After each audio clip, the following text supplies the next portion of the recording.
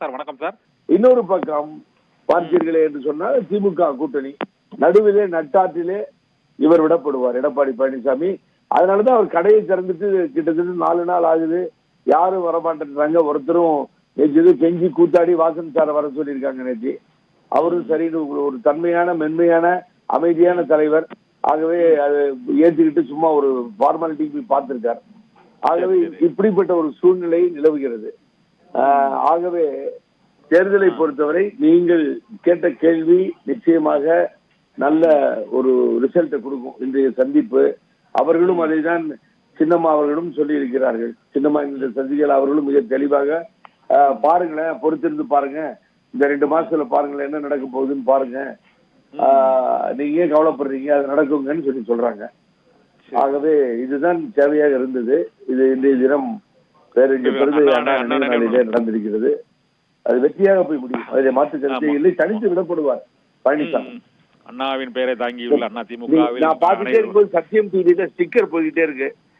யாரும் இல்ல, நம்ம நண்பர் தான், யாரு ஜெயக்குமார். எங்களுக்கும் பிஜேபிக்கும் தான் போட்டின்றாரு.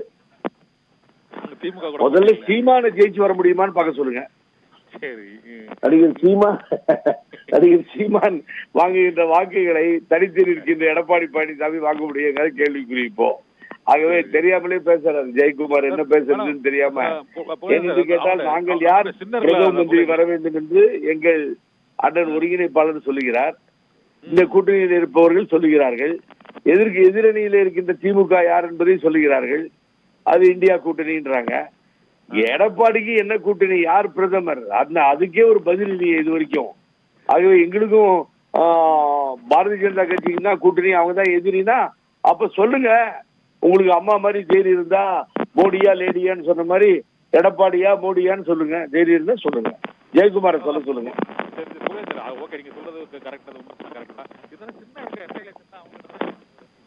ஹலோ கண்ணன், இரட்டை இலை சின்னம் இருக்குல்ல சார், அது குறிப்பிட்ட அளவுக்கு தேர்தலில் பங்களிக்கும்ல.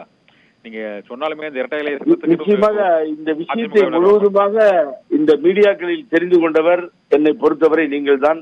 சத்தியம் டிவி பல முறை ஒளிபரப்பி இருக்கிறோம். ஆமா, ஒரு ரிட்டு கண்ணன் போட்ட உடனே ஒரு ரிட்டு வேண்டமன்ஸ், ஒரு ரிட் பெட்டிஷன் போட்டா அதை கேட்டுட்டு கோர்ட்டு ஹியர் பண்ணி டைரக்ஷன் கொடுத்து டிஸ்மிஸ் பண்ணோம். இப்ப என்ன இருக்கு, இங்க அப்பீல் போன இடத்துல சுப்ரீம் கோர்ட்ல சிவில் கோர்ட்ல போய் பாத்துக்கோங்கன்னு சொல்லிட்டாங்க.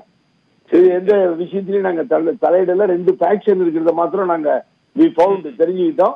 ஆகவே 2 அணியா இருக்கிறதால நாங்க எதுலையும் தலையிட விரும்பல, நேரம் இல்லை, நீங்க அங்க போங்கன்ட்டாங்க. இதுதான் எலெக்ஷன் கமிஷன் கையில எடுக்கும்.